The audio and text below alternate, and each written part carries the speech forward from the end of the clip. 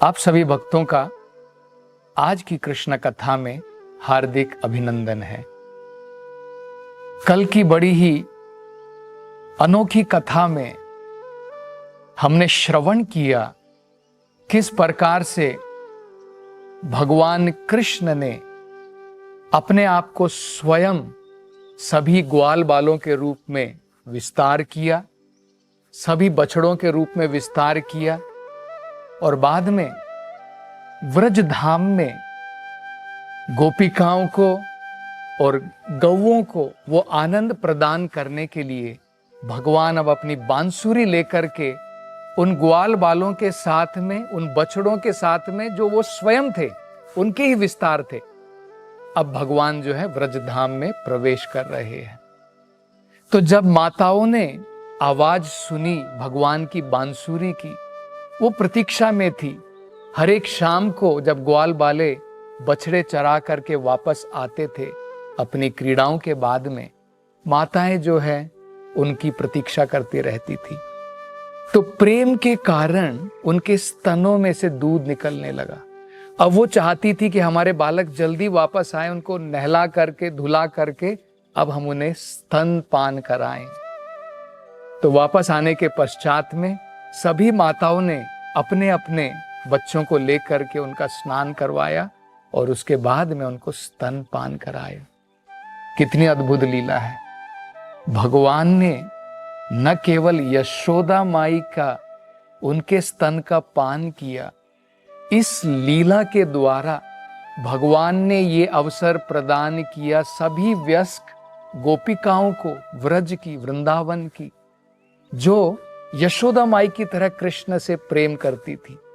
तो इस लीला के द्वारा भगवान ने, क्योंकि ये सारे बच्चे, उनके बच्चे तो ब्रह्मा जी ने चुरा लिए थे, अब ये जो बच्चे थे यहाँ पर, ये कौन थे?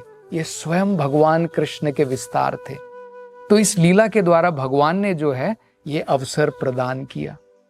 न केवल माताओं को, गाय को भी उनके बछड़े के रूप में भी भगवान स्वयं जो है उनका ही विस्तार था। लेकिन एक चीज का बदलाव पूरे व्रजधाम में सभी के सभी व्रजवासी देख पाए और सबको ये बड़ा आश्चर्य हुआ कि ये इतना बड़ा बदलाव हम कैसे देख रहे हैं। वो बदलाव क्या था?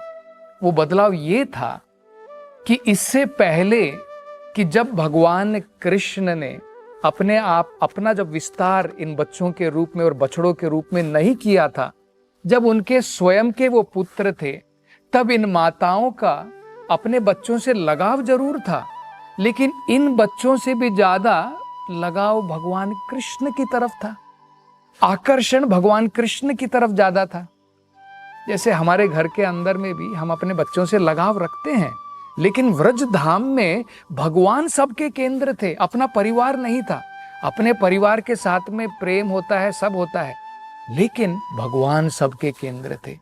इसी प्रकार से गाय माता भी, उनको अपने बछड़ों से प्रेम जरूर था, लेकिन भगवान से अत्यधिक प्रेम था।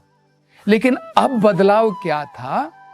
अब जितना उनका कृष्ण से प्रेम था, उतना ही प्रेम अब उनको अपने बच्चों के साथ में भी था। उतना ही प्रेम ये सभी गायें को अपने बछड़ों के साथ में भी हो गया था। तो सबको ये बड़ा आश्चर्य था, ये क्या बदलाव हो गया है। पहले तो सारी माताएं कृष्ण से बहुत ज्यादा आसक्त थी, अब कृष्ण के साथ साथ में अपने बच्चों से भी ज्यादा आसक्त हैं। गाय भी जो है अपने बच्चों से आसक्त थी, लेकिन उससे भी ज्यादा कृष्ण से ज्यादा आसक्ति थी। लेकिन अब ये भी बदलाव हो गया है। अब कृष्ण के साथ साथ में अपने बच्चों के, बछड़ों के साथ में भी उनका लगाव बहुत बढ़ गया है। तो ये कोई समझ में नहीं, किसी की भी समझ में नहीं आ पा रहा था कि ये क्या हो रहा है। एक दिन क्या हुआ, 1 साल के बीतने के कुछ दिन पहले की बात है। बलराम जी कृष्ण के साथ में और इन्हीं ग्वाल बालों के साथ में जो स्वयं कृष्ण के विस्तार थे, और उन्हीं बछड़ों के साथ में जो स्वयं कृष्ण भगवान ही विस्तार थे, उनके साथ में गोवर्धन पर्वत के पास में यमुना नदी के तट पर जो है भगवान अपनी लीला क्रीड़ाएं कर रहे थे। उस समय में एक बड़ा ही अद्भुत दृश्य बलराम जी ने देखा। बलराम जी ने क्या देखा? गोवर्धन पर्वत के ऊपर बड़ी बड़ी जो गायें हैं वो वहां पर चर रही है, घास खा रही है। और जैसे ही उन गाय ने नीचे देखा कि ये बछड़े जो भगवान कृष्ण के विस्तार हैं, जो यहां पर चर रहे हैं नीचे, तो तुरंत वो गाय जो है बड़े ही प्रेम के साथ में, उनके मन के अंदर में वात्सल्य का भाव इतना जागृत हो गया। राधे राधे राधे गोविंदा।